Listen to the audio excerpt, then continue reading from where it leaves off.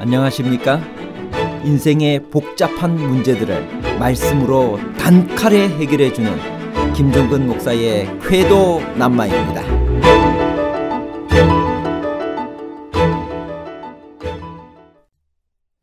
일곱 교회는 무엇을 말해주나요? 소아시아의 일곱 교회가 각 시대를 대표한다고 해석할 수 있을까요? 있다면 그 근거는 무엇일까요? 일곱 교회는 상징에서만 나타난 교회인가요? 아니면 요한 당시 소아시아에 실제로 존재했던 교회들인가요? 상징적인 교회와 실제 교회에 관한 복잡한 문제를 하나님 말씀의 가르침으로 명쾌하게 해결해 드리겠습니다. 일곱 교회란 무엇을 의미하나요? 계시록 1장 11절 이르되 내가 보는 것을 두루마리에 써서 에베소, 서머나, 버가모, 두아디라, 사데, 빌라델비아, 라오디게아 등 일곱 교회에 보내라 하시기로. 여기에 언급된 일곱 교회는 요한 당시 소아시아에 실제로 존재하고 있었던 교회였습니다. 바울의 전도 활동으로 기초가 놓여졌을 이 교회들은 요한이 그의 생애 말년에 돌보고 있는 사랑하는 교회이기도 했습니다. 일곱 교회에 보내진 기별은 편지 형식으로 되어 있어 수신자와 발신자가 나타납니다. 신약성경 다른 편지서와의 차이점은 발신자이신 그리스도가 수신자의 영적 상태에 따라 각각 다른 모습으로 나타난다는 사실입니다. 그 다음에 칭찬받을 만한 수신자의 영적 상태가 묘사되어 있고 책망과 견책도 그 뒤를 따릅니다. 그 다음 회개하라는 호소와 아울러 이기는 자에 대한 보상이 약속되어 있습니다. 에베소, 서머나, 버가모, 두아디라, 사데, 빌라델비아, 라오디게아는 요한 당시 소아시아에 있던 실제 교회들이고 편지도 실제 그 교회들에게 보내져 회람되었다고 봅니다. 그러나 요한계시록이 미래에 일어날 일들을 요한에게 미리 보여주신 책이기 때문에 일곱 교회들은 그 시대뿐만이 아니라 요한의 시대부터 세상 끝까지에 일어날 각 시대 교회들의 특성을 예언적으로 보여주고 있습니다. 일곱 교회가 일곱 시대를 대표한다는 것에 대하여는 여러 가지 논쟁들이 있지만 맥스웰의 책 요한계시록에 기록한 것을 요약하면 다음과 같습니다. 맥스웰의 요한계시록 141페이지에서 143페이지에 있는 말씀입니다. 첫째, 다니엘 2장의 신상이 느부갓네살의 때로부터 세상 끝날까지의 세상의 역사를 상징하고 있다는 것은 의심할 여지가 없습니다. 그것이 성경의 해석이기 때문입니다. 이것은 또한 요한계시록 해석의 열쇠가 됩니다. 우리가 다니엘 2장의 해석을 인정한다면 요한계시록의 전반부, 즉 역사적인 부분을 취급하고 있는 일곱 교회, 일곱 인, 일곱 나팔 등을 기록자의 시대로부터 세상 끝까지의 각 시대를 상징한다고 보는 것은 자연스러운 것입니다. 둘째, 일곱 교회에 보내는 편지는 분명히 미래 예언적 요소를 포함하고 있습니다. 계시록 2장 10절에서 서머나 교회에게 말씀하시기를 내가 장차 고난을 받을 것이라고 하였고, 계시록 3장 10절에서는 빌라델비아 교회에게 내가 또한 너를 지키어 시험의 때를 면하게 하리니 이는 장차 온 세상에 임하여라고 했습니다. 셋째, 서머나 교회는 10일 동안 환난을 당하리라고 경고를 받았는데 그것이 단지 열흘을 가리키지는 않을 것입니다. 그렇다면 10일은 예언적으로 계산해서 10년이 되는데 한 교회만 10년 동안을 핍박하지는 않았을 것입니다. 그러므로 서머나 교회를 한 시대를 대표하는 것이라고 해석하여 서머나 교회 시대에 있었던 10년 동안의 핍박을 생각하면 문제가 풀립니다. 넷째, 실제로 소아시아의 일곱 교회는 모두 10년 동안 계속되었던 디오클레티아누스의 박해를 당했습니다. 만일 일곱 교회가 당시에 소아시아에 실제 일곱 교회만을 나타낸다고 하면 왜 이 경고가 모든 교회에 나타나지는 않나요? 그것은 박해가 왔던 것이 서머나 교회라는 장소가 아니라 서머나 교회 시대라는 시대에 왔기 때문입니다.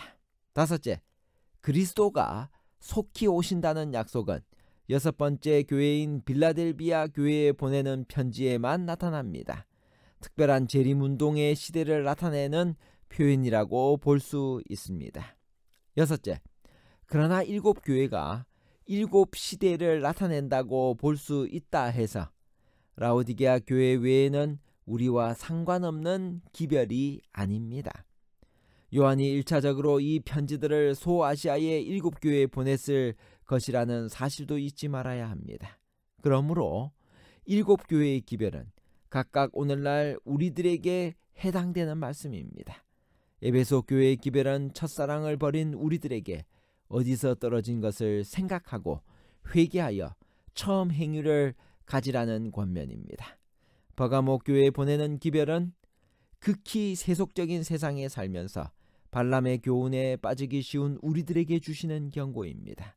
그러므로 일곱 교회가 시대성이 있다고 해서 그것을 엄격히 구별하여 그 시대의 기별은 그 시대에만 해당된다고 생각할 필요가 없는 것입니다. 오히려 그 당시 소아시아의 일곱 교회가 동시에 존재했듯이 일곱 교회에 보내는 권명과 경고도 오늘을 살아가는 우리 모두에게 동시에 해당되는 말씀임을 깨달아야 할 것입니다. 첫사랑의 교회, 에베소 교회는 바람직하다라는 뜻을 가지고 있으며 그의 수고와 인내에 대해 칭찬을 받지만 그 첫사랑을 버린 것에 대해 책망을 받습니다. 그리고 그리스도께서는 이 교회에 회개하여 처음 행위를 가지라고 권고하십니다. 모략이라는 뜻을 가진 서머나 교회는 환난과 궁핍을 당했지만 실상은 영적으로 부유한 교회였습니다. 그들은 환난을 받을 것이지만 죽도록 충성하면 생명의 면류관을 얻을 것입니다. 에베소 교회가 1세기 사도시대의 아름다운 초대교회를 상징한다면 서머나 교회는 곧 이어 환난을 당하는 2, 3세기의 고난의 교회를 나타낸다고 볼 수 있겠습니다. 버가모는 아시아도의 정치적 중심지임과 동시에 종교적으로는 황제 숭배의 중심지이기도 했습니다. 버가모 교회는 사탄의 보좌가 있는 곳에 살면서도 믿음을 저버리지 않은 충성스러운 교회였습니다. 그러나 발람과 니골라 당의 교훈을 지키는 자들이 있어 책망을 받았습니다.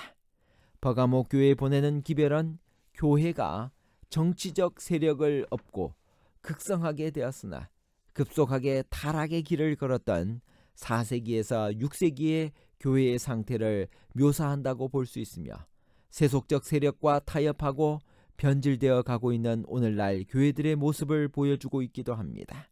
이 교회는 회개하지 않으면 그리스도께서 속히 임하여 내 입의 검으로 그들과 싸우리라는 경고를 받습니다. 수고의 향기 혹은 고난의 희생이라는 뜻을 가지고 있는 두아디라는 자줏빛 옷감의 산지로 유명한 도시였습니다. 이 교회를 하나님의 아들은 불꽃 같은 눈으로 그들의 사랑과 믿음과 섬김과 인내를 바라보셨습니다. 그러나 이 교회는 강교한 이교 사상을 의미하는 이세벨을 받아들여 행엄하였기 때문에 책망을 받았습니다. 그러나 이 교훈을 받지 아니하고 진리를 굳게 잡는 자들에게는 새벽별이 약속되어 있습니다. 시대적으로는 6세기에서 16세기에 이르는 중세 암흑시대 교황권의 극성과 하나님의 백성들에 대한 핍박이 묘사되어 있으며 그런 현상은 역사에서 되풀이되고 있습니다. 사대교회는 살았다는 이름은 가졌으나 죽은 교회였습니다. 이 교회는 번영하는 것 같이 보였으나 하나님 앞에서 그 행위가 온전치 못했습니다. 그러므로 회개하라는 강력한 권면을 받고 있습니다. 시대적인 연속성으로 보면 중세의 암흑시대 이후 종교개혁 시대에 해당합니다.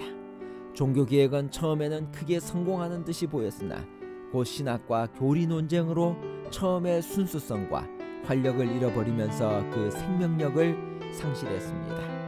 빌라델비아 교회는 그 이름의 뜻대로 형제 사랑의 교회요 열린 문의 시대였습니다.